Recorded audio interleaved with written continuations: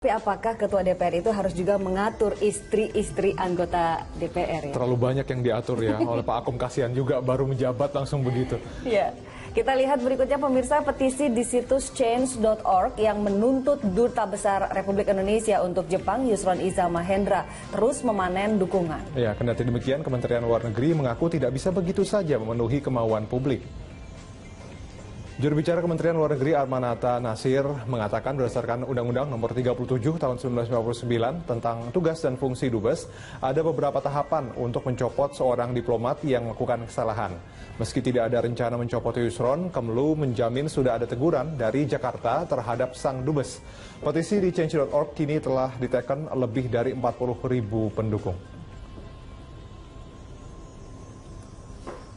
Sebelumnya petisi pecat Dubes Yusron muncul setelah Yusron Iza Mahendra menulis di akun Twitternya terkait gaya kepemimpinan Gubernur DKI Jakarta Basuki Cahayapurnama atau Ahok yang dianggap arogan.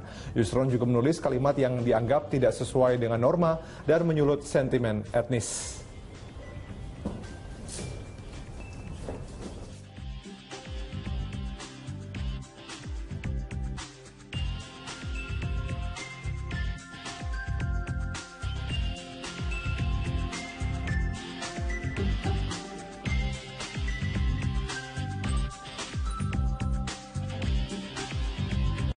Tweet Dubes RI untuk Jepang Yusron Iza Mahendra itu pun mendapat kecaman dari sejumlah pihak kalangan termasuk anggota Komisi 1 DPR. Yang pertama adalah dari Tantowi Yahya. Tantowi menyatakan Dubes tidak boleh bermain di arena politik praktis, tidak boleh menunjukkan keberpihakan ke satu calon dalam kontestasi politik.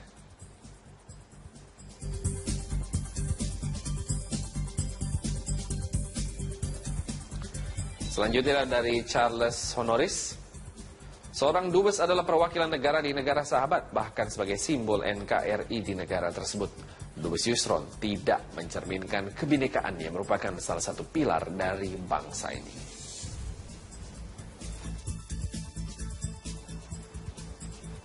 Masih dari Komisi 1 DPR ada Supyadin Aris Saputra. Apa yang dilakukan oleh Pak Yusron secara etika tidak baik. Seharusnya Pak Yusron tidak mencampuri hal-hal yang di luar tugas Dubes.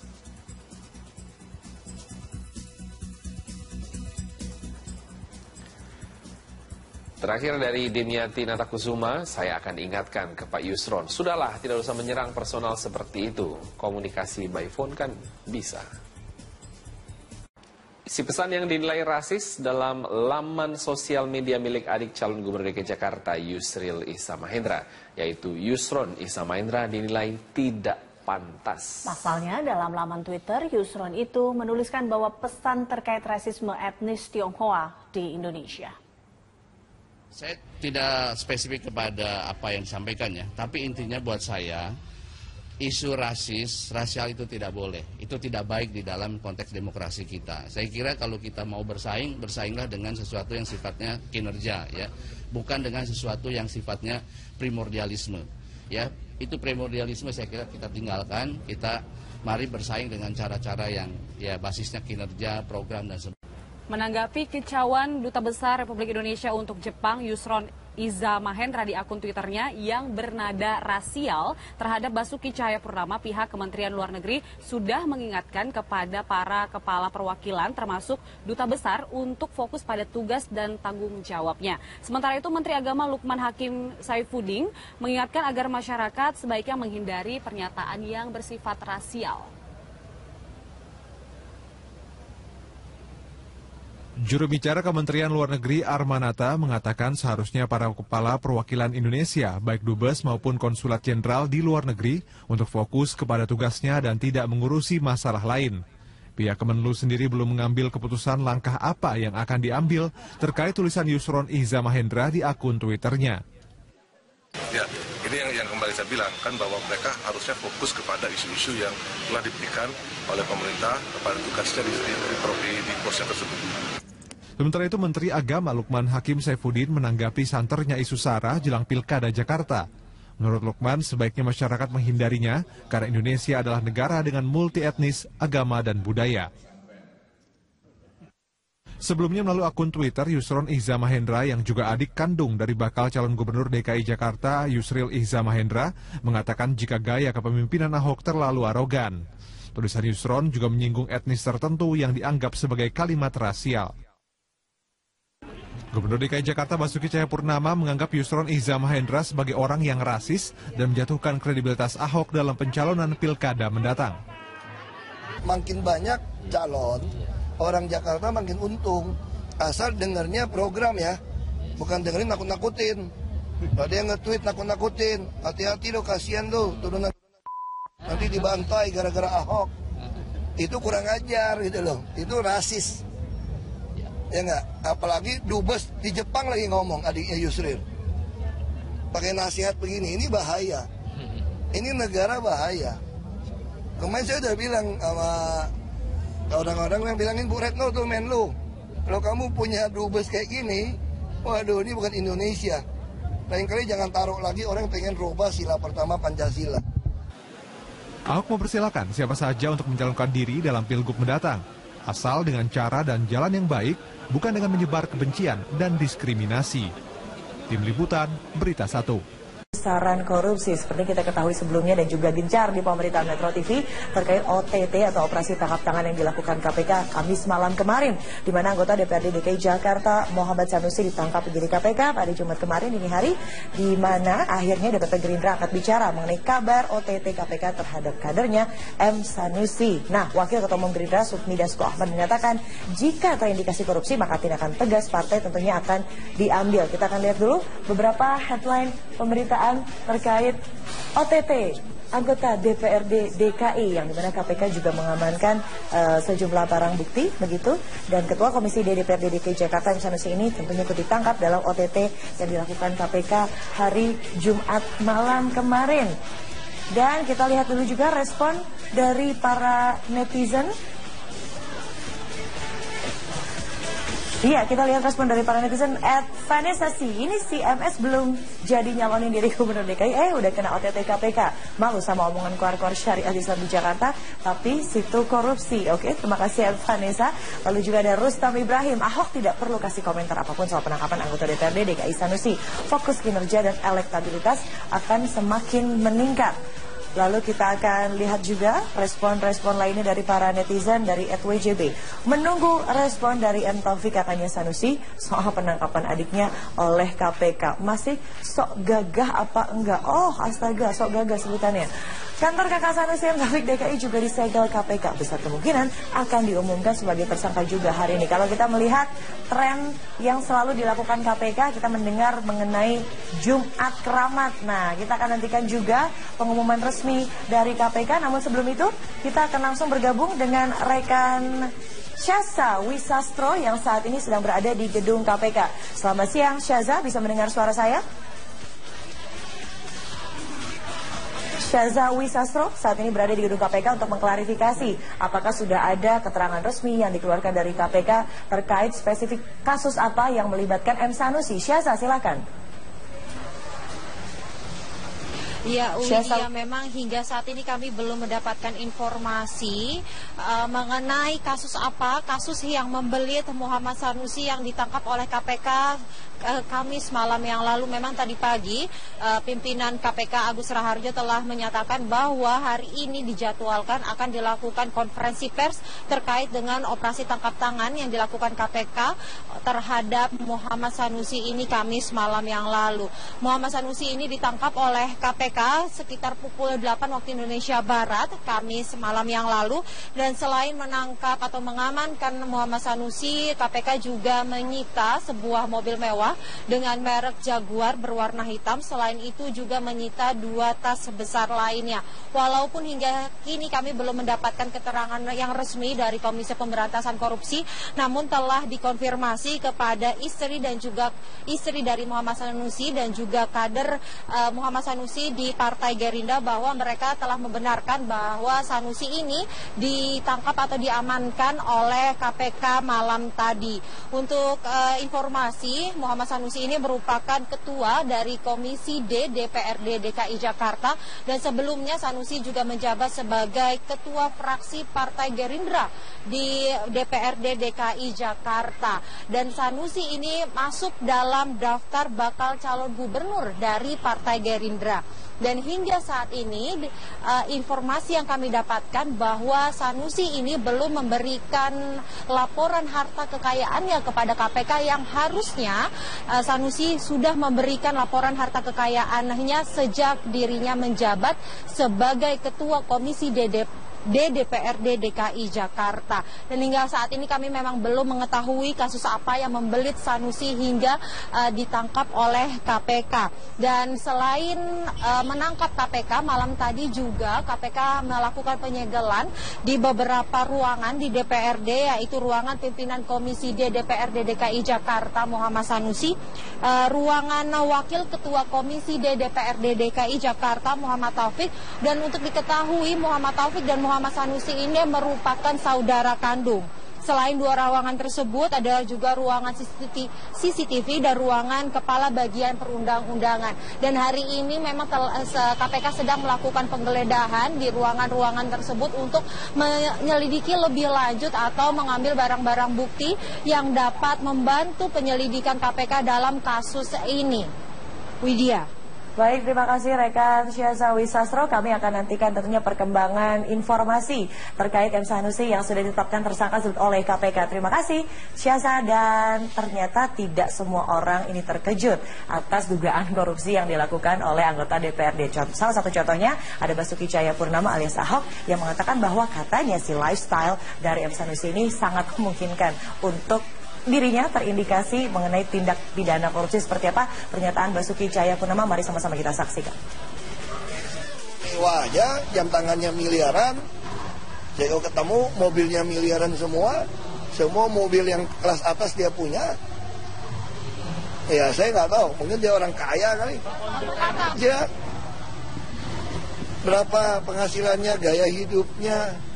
Jadi nggak usah banyak ngomong gitu loh. Nah sekarang LHKP-nya kagak lapor, gimana coba? Kamu cek aja tuh Sanusi sama Taufik lapor LHKP enggak? Agak, naik S-Class, Range Rover, Jaguar. Ya kan, Alphard tuh ada kelas atas lah, Mercy yang V-Class, ya susah kita ngomong. Lalu ada S-Class, lalu ada Jaguar, lalu jam tangan Felipe Massa Limited Edition yang katanya KW, tapi belum melaporkan LHKPN. Coba kita akan langsung konfirmasi dengan Lalola Ister, peneliti dari ICW. Selamat siang Lalola, bisa mendengar suara saya? Lalola Ister, kami akan mengkonfirmasi mengenai gaya hidup dari para pejabat yang terhormat. Lalola, kalau kita ingat beberapa bulan lalu kita membahas mengenai tabiat dari para anggota DPR yang hobi korupsi. Nah sekarang ada juga nih di pusaran DPRD. Lalola, nggak kapok ya teman-teman ini Lalola? Ya, sebetulnya kan kalau bicara soal gaya hidup sejak lama jadi permasalahan. Artinya begini, kenapa kemudian KPK juga concern soal laporan LHKPN? Ini antara lain juga kan untuk cross check apakah memang pendapatan yang diperoleh secara resmi oleh anggota DPR maupun pejabat negara atau aparat penegak hukum itu sudah sesuai dengan profil pekerjaannya, gitu. Artinya pendapatan resmi itu berbanding lurus dengan gaya hidup yang dimiliki. Sehingga jika kemudian ada gaya hidup yang diduga melampaui kemampuan dari yang bersangkutan untuk memiliki gaya hidup tertentu, nah itu patut diduga bahwa ada pendapatan-pendapatan lain yang tidak dilaporkan kepada KPK lewat LHKPN-nya. Gitu. Oke, Lalola, sorry, dikonfirmasi gaya hidup tertentu itu seperti apa sih? Apakah sama dengan yang tadi disebutkan oleh Ahok, mengendarai kendaraan-kendaraan bermobil atau bermerek mewah begitu, mempunyai jam tangan dengan harga 5 miliar rupiah? Lalola, itu seperti apa?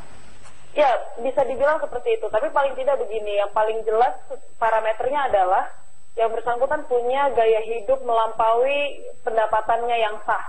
Gitu. Kalau misalnya pendapatannya yang sah sebulan hanya 10 juta, tapi dalam satu bulan itu dia bisa punya pengeluaran lebih dari 10 juta, katakanlah 50 juta.